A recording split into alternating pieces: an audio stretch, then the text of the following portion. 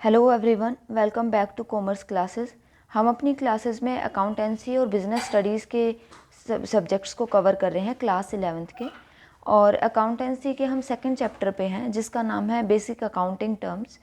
हम ऑलमोस्ट अपनी सारे अकाउंटिंग टर्म्स को कंप्लीट कर चुके हैं। अगर वो वीडियोज़ आपने नहीं देखी और पहली बार मेरी ये वीडियो देख रहे हैं तो मेरे चैनल को सब्सक्राइब ज़रूर कर लीजिएगा ताकि आने वाले वीडियोज़ की अपडेट्स आपको मिलती रहे। आपके एक सब्सक्रिप्शन से ना मुझे बहुत मोटिवेशन मिलेगा कि हाँ, किसी न किसी के लिए मेरी वीडियोस काम आ रही है, कुछ सीखने को मिल रहा है मेरी वीडियोस से। तो प्लीज़ मेरे चैनल को सब्सक्राइब ज़रूर कर लीजिएगा। आज हम अपना सेकंड चैप्टर भी कंप्लीट कर लेंगे क्योंकि इसमें लास्ट में थोड़ी सी कुछ छोटी मोटी अकाउंटिंग टर्म्स बची हैं। Last but not the list, बहुत ज़रूरी हैं ये भी। तो चलिए आज की वीडियो स्टार्ट करते हैं। फर्स्ट जो है, हम इतने टाइम से देख रहे हैं अपने वीडियोस में एंट्री एंट्री एंट्री। एंट्री क्या होता है? एंट्री एक अकाउंटिंग टर्म है, एक टेक्निकल टर्म है। व्हेन अ ट्रांजैक्शन और event is recorded in the books of account. जब भी कोई हमारी ट्रांजैक्शन हो रही है या इवेंट हो रहा है, किसी भी चीज़ का लेन देन हो रहा है, ठीक है, कोई भी परचेज़ कर रहे हैं या सेल कर रहे हैं, ठीक है, तो जब भी वो इवेंट या परचेज़ किया या सेल, जब उसको हम उसको बुक्स में रिकॉर्ड करेंगे ना तो उसे हम एंट्री बोलते हैं कि हमने बुक में एंट्री कर दी उस चीज़ की।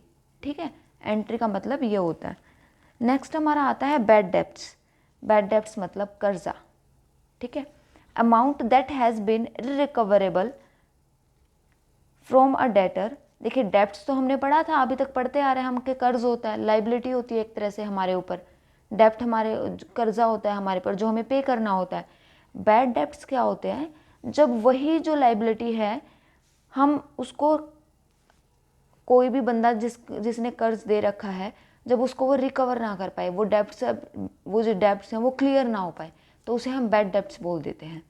फ्रॉम अ डेटर, जिसको पैसा लेना है या जिसको पैसा देना है। मान लीजिए डेटर से हमें पैसा, डेटर है एक, उसने हमें पैसा देना है पर हम उससे रिकवर नहीं कर पाए उस पैसे को, उस डेटर से उस पैसे को, तो वो बैड डेब्ट हो गई। It is a business loss and is debited to the profit and loss account as an expense. ये हमारा लॉस है क्योंकि जो पैसा हमें मिलना था, ठीक है, जिस डेटर ने हमें पैसा देना था उससे हम वो पैसा रिकवर नहीं कर पाए, हमें वो पैसा मिला ही नहीं। जो कर्जा था वो पानी में वो हो गया, हमें वो पैसा वापस नहीं मिलेगा, रिकवर नहीं होगा, तो उसे हम बैड डेब्ट बोलते हैं और ये हमारे लिए एक लॉस है। तो इसे हम प्रॉफिट एंड लॉस अकाउंट के एज एन एक्सपेंस में डालते हैं, डेबिट करते हैं एज एन एक्सपेंस। ठीक है, नेक्स्ट हमारा आता है इंसॉल्वेंट। इंसॉल्वेंट क्या होता है? When a person or an enterprise which is not in a position to pay its डेब्ट। जब उसका दिवालिया निकल जाता है, जब वो अपने कर्ज को पे करने के लिए वो नहीं होता, उसकी कैपेसिटी नहीं है कि वो अपने डेब्ट्स को क्लियर कर सके, उसे हम इंसॉल्वेंट बोलते हैं।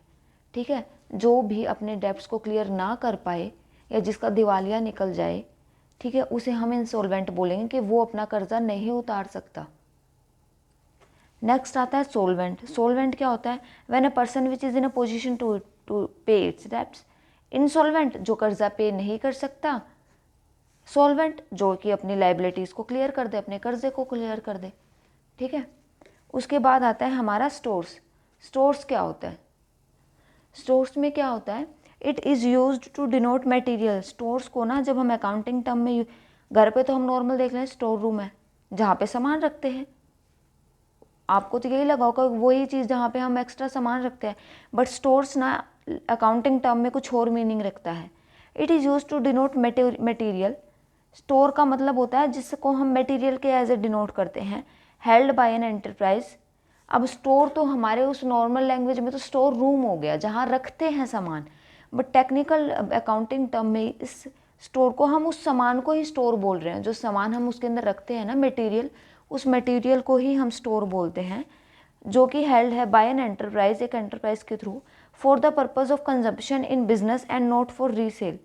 जो बिजनेस के कंजम्पशन के लिए स्टोर करके रखा गया है उस मटेरियल को हम स्टोर बोलते हैं, जिसे हम रीसेल नहीं करेंगे आगे जाके। ठीक है, वो सिर्फ जैसे मान लीजिए लुब्रिकेंट्स हो गए, पेट्रोल है, डीजल है, मशीन्स में डालने के लिए लुब्रिकेंट्स है, वो हम स्टोर करके रख लेते हैं पहले कि हाँ आगे मशीन्स में डालने के लिए ज़रूरत पड़ेगी उस ऑयल को। उसे हम सेल तो नहीं करते ना, मशीन्स में डालने के लिए यूज़ कर रहे हैं। और भी काफ़ी चीज़ें होती है जो हम बिज़नेस के लिए यूज़ करते हैं, रजिस्टर्स हो गए, अकाउंट्स हो गए, बुक्स हो गई अकाउंट्स बनाने के लिए। ठीक है, तो ये चीज़ होती है जो रीसेल के लिए नहीं होती, उनको हम स्टोर्स बोलते हैं, उन मटेरियल को हम स्टोर्स बोलते हैं। नेक्स्ट हमारा आता है रिवेन्यू। रिवेन्यू क्या होता है, ये हम वैसे पहले पढ़ चुके हैं, ठीक है। रिवेन्यू क्या होता है, जैसे कैपिटल रिवेन्यू है वो हमने पढ़ा था।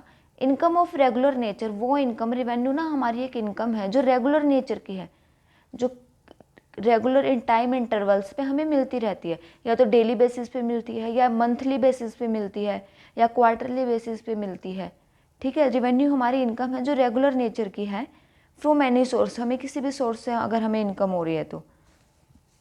It consist of amount received from the, जैसे सेल करके या सर्विसेज प्रोवाइड करके कस्टमर्स को हमें जो पैसा मिलता है उसे हम रेवेन्यू बोलते हैं। जैसे हमें रेंट मिल रहा है किसी भी गोडाउन का, कमीशन मिल रहा है हमें किसी भी चीज़ का, डिविडेंड मिल रहा है, इंटरेस्ट मिल रहा है, ठीक है। इन चीज़ों को हम रेवेन्यू बोलते हैं, जो इनकम है हमारी। अब रेंट हमारे पास आया है, पैसा हमारे पास आया, हमारी इनकम है, और वो हर मंथ आता है, किसी भी चीज़ का रेंट है हर मंथ मिलेगा, तो वो रेवेन्यू हो गया।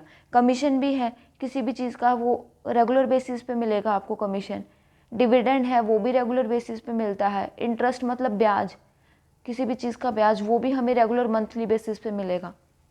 नेक्स्ट हमारा आता है एंटिटी। ये हमने पहले एक बार पढ़ा था एंटिटी वर्ड, बिजनेस एंटिटी, याद है बिजनेस में, बिजनेस स्टडीज़ में शायद हमने पढ़ा था।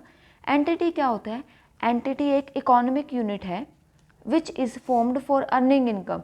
एक इकोनॉमिक यूनिट जो कि हम बनाई गई है इनकम अर्न करने के लिए, बाय प्रोवाइडिंग सर्विस और सेलिंग गुड्स। सर्विसेज को प्रोवाइड करके या फिर गुड्स को बेच के जब एक इकोनॉमिक यूनिट बनाई जाती है प्रॉफिट कमाने के लिए, उसे हम एंटिटी बोलते हैं। एग्जाम्पल जैसे एलजी कंपनी हो गई, इलेक्ट्रॉनिक्स की कंपनी है ना एलजी, इलेक्ट्रॉनिक्स का सामान मिलता है। विप्रो एक एमएनसी कंपनी है, तो ये एक एंटिटी है। एलजी क्या है, एलजी कोई पर्सन तो नहीं है ना, बट फिर भी एलजी, अब नाम किसके होते हैं, किसी पर्सन या चीज़ के होते हैं। अब एलजी एक कंपनी का नाम है, नाम हो गया, चीज़ तो है ना, इसके नाम पे हम प्रॉफिट भी कमा रहे हैं, अकाउंट भी चल रहा है इसका, बैंक में एलजी के नाम से अकाउंट भी होगा। तो क्या है, ये एक इकोनॉमिक यूनिट है, एक यूनिट है LG, economic unit. Economic unit क्यों, क्योंकि इससे हम पैसा कमा रहे हैं, ठीक है। तो एंटिटी क्या होता है, एक इकोनॉमिक यूनिट होता है, जैसे हम बोल देते हैं ना बिजनेस एंटिटी। तो बिजनेस एक इकोनॉमिक एक्टिविटी है, ये हमने पढ़ा था कि एक बिजनेस एक इकोनॉमिक एक्टिविटी है। तो बिजनेस से हम पैसा कमा रहे हैं, तो वो एक एंटिटी हो गया, इकोनॉमिक एंटिटी हो गई, वो यूनिट है वो, ठीक है। नेक्स्ट हमारा आता है टर्नओवर। टर्नओवर क्या होता है, total sales made in a particular period. हम एक पर्टिकुलर पीरियड के लिए टोटल सेल्स हम देखते हैं कि हमें कितनी सेल हुई है हमारी, या हम 1 मंथ की देख लेते हैं, या फिर हम 1 ईयर की भी देख लेते हैं। मोस्टली तो 1 ईयर का ही चलता है कि 1 साल का, ऐसे आपने सुना होगा 1 साल का इतना टर्नओवर है, 1 साल का इतना टर्नओवर, मतलब 1 साल की इतनी सेल है उसकी, ठीक है। उसको हम बोलते हैं कि 1 साल में कितनी टोटल सेल हुई है। नेक्स्ट हमारा आता है लाइव स्टॉक। लाइव स्टॉक क्या होता है, domestic animal such as cattle, horse are live stock. Live stock उसे बोलते हैं। अब लाइव स्टॉक जैसे डोमेस्टिक एनिमल्स के से रिलेटेड भी बिजनेस होते हैं, एनिमल हस्बेंड्री होती है, डेयरी फार्म होते हैं, ठीक है। तो लाइव स्टॉक, लाइव से रिलेटेड जो होता है वो डोमेस्टिक एनिमल्स होते हैं, कैटल हो गए, हॉर्स हो गए, काव हो गई, इनको हम लाइव स्टॉक बोलते हैं। ये भी यूज़ होगा आगे, ये वाली अकाउंटिंग टर्म भी कहीं ना कहीं आपके लिए आगे काम आएगी, तो याद रखिएगा। नेक्स्ट और लास्ट हमारा आता है इन्वेस्टमेंट। ये भी हमने पढ़ा है कि इन्वेस्टमेंट क्या होता है। Deployment of funds in the shares. Shares में हमारे फंड्स, मतलब जो हमारे पास पैसा है, जो भी हमारे पास रिसोर्सेज हैं, उनको डिप्लॉय कर देना इन द शेयर्स और debentures of company with the intention of earning a return. Investment क्या होता है, सपोज कीजिए कोई भी कंपनी है, ठीक है, आप जैसे इंडियन ऑयल लगा लीजिए, कंपनी है, आपने उस शेयर मार्केट जो होती है वहाँ पे उसके शेयर्स खरीद लिए, या उसके डिबेंचर्स में मतलब पैसा लगा दिया आपने, उसके शेयर्स में पैसा लगा दिया, आपने उसका एक शेयर खरीद लिया, मान लीजिए उसका एक शेयर 500 रुपये का है, तो आपने उसमें 500 रुपये कंपनी में इन्वेस्ट कर दिए, ठीक है। एक शेयर खरीद लिया 500 रुपये का, तो आपने उसमें इन्वेस्ट किया। क्यों इन्वेस्ट किया आपने, with the intention of earning a return, ताकि आपको रिटर्न मिले, कुछ पैसा मिले कुछ उस शेयर में। जब वो शेयर बढ़ेगा या उस कंपनी को जब भी प्रॉफिट होगा, तो आपको थोड़ा सा डिविडेंड दिया जाएगा, प्रॉफिट का हिस्सा दिया जाएगा, क्योंकि आपका भी उसमें शेयर है, आपका भी उसमें हिस्सा है। ठीक है, तो इसे हम इन्वेस्टमेंट बोलते हैं। आज की छोटे से वीडियो में बस इतना ही, क्योंकि ये चैप्टर कंप्लीट हो चुका है।